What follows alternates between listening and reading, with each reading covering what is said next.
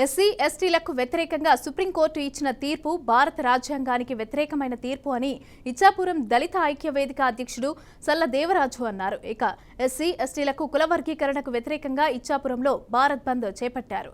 Supreme court రాజ్యాంగానికి లోబడి మాత్రమే తీర్పు ఇవ్వాల్సి ఉండగా రాజ్యాంగ స్ఫూర్తికి విరుద్ధంగా తీర్పు ఇచ్చిందని, ఇది షెడ్యూల్డ్ కులాల అలాగే తెగల ఐక్యతను విచ్ఛిన్నం చేయడమేనని దేవరాజు అన్నారు.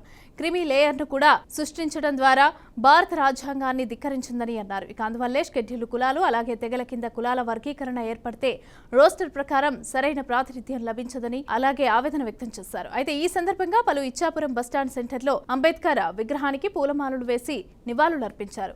దాసనపేట వరకు ర్యాలీ నిర్వహించి 4 రోడ్ల కూడలిలో మానవహారం చేపట్టారు.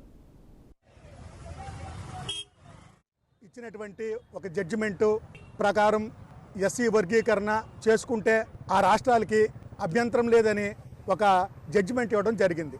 ఆ సుప్రీంకోర్టు ఇచ్చినటువంటి ఆ జడ్జిమెంటు భారత రాజ్యాంగంలో ఆర్టికల్ 341కి అది ఎగనెస్ట్గా ఉంది. కాబట్టి భారత రాజ్యాంగాన్ని సవరించి భారత రాజ్యాంగానికి అనుసరించి సుప్రీంకోర్టు నిర్ణయం తీసుకోవాలి తప్ప ఈ రకంగా దళితుల్ని విడగొట్టాలని ఒక అన్యాయంగా ఇచ్చినటువంటి ఈ సుప్రీంకోర్టు తీర్పుని మేము వ్యతిరేకిస్తున్నాం.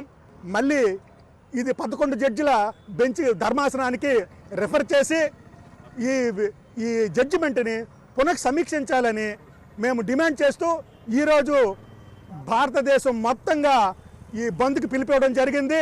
ఈ భారత బంద్ పిలుపులో భాగంగా ఇచ్చాపురం హెడ్ క్వార్టర్లో ఈరోజు బంద్ చేయడం జరిగింది. బంద్ ప్రశాంతంగా సక్సెస్ఫుల్గా